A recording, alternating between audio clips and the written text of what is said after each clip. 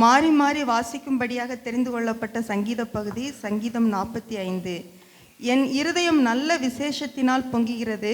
நான் ராஜாவை குறித்து பாடின கவியை சொல்லுகிறேன். என் நாவு விரைவாய் எழுதுகிறவனுடைய எழுத்தாணி.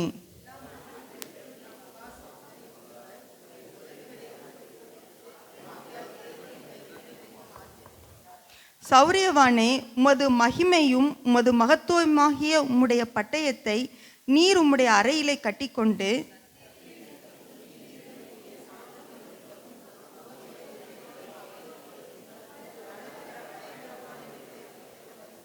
உம்முடைய அம்புகள் கூர்மையானவைகள், அவைகள் ராஜாவுடைய சத்துருக்களின் இருதயத்துக்குள் பாயும்.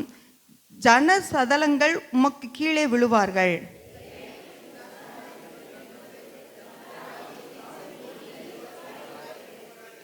நீர் நீதியை விரும்பி அக்கிரமத்தை வெறுக்கிறீர்.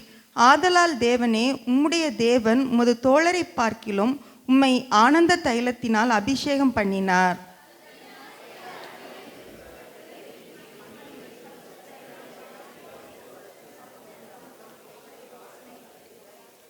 உமது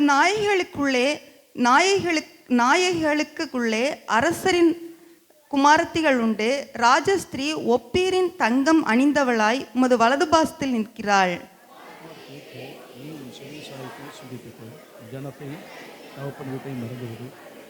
அப்பொழுது ராஜா உன் அழகில் பிரியப்படுவார். அவர் உன் ஆண்டவர் ஆகையால் அவரை பணிந்துகொள்.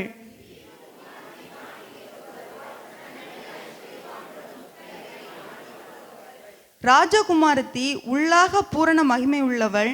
அவள் உடை பொற்சரிகையாயிருக்கிறது.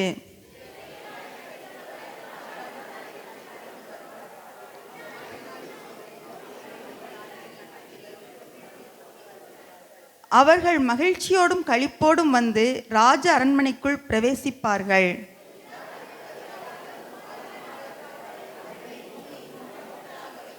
அனைவரும் சேர்ந்து வாசிப்போம். உமது நாமத்தை எல்லா தலைமுறைகளிலும் பிரஸ்தாபப்படுத்துவேன்.